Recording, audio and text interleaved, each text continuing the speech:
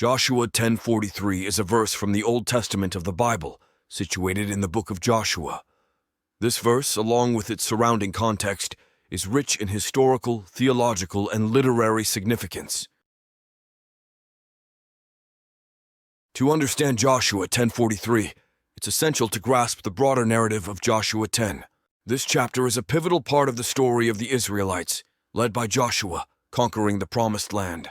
The chapter begins with the Amorite kings forming an alliance to fight against Gibeon, a city that had made peace with Israel.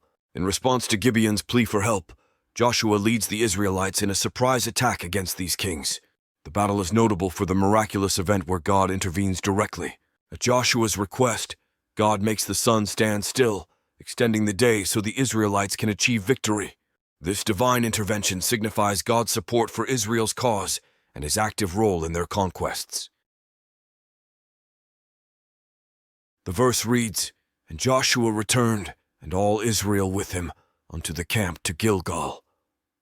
This brief verse, though seemingly straightforward, holds much significance.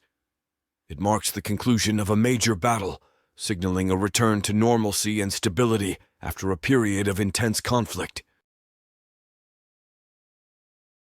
The return to Gilgal indicates the successful completion of a military campaign.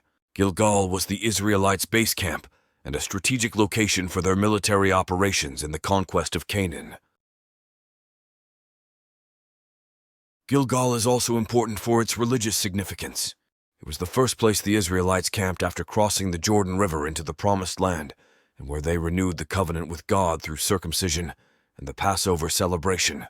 Returning to Gilgal symbolizes a reaffirmation of their commitment to God and his laws. This verse underscores Joshua's leadership.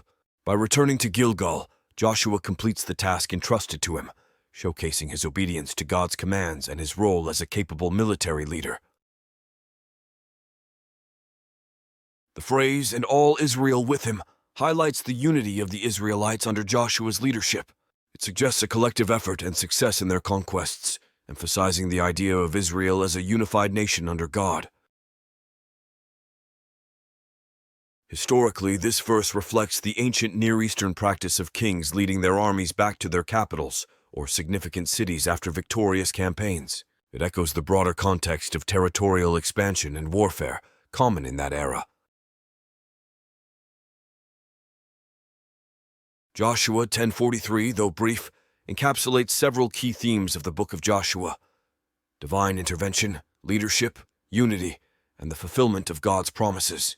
It serves as a transition from the extraordinary events of battle back to the routine of camp life, preparing for the next phase of the Israelite conquest. This verse, like many in the Bible, is rich in meaning, offering insights into the historical, theological, and literary aspects of the biblical narrative. Please subscribe for future updates.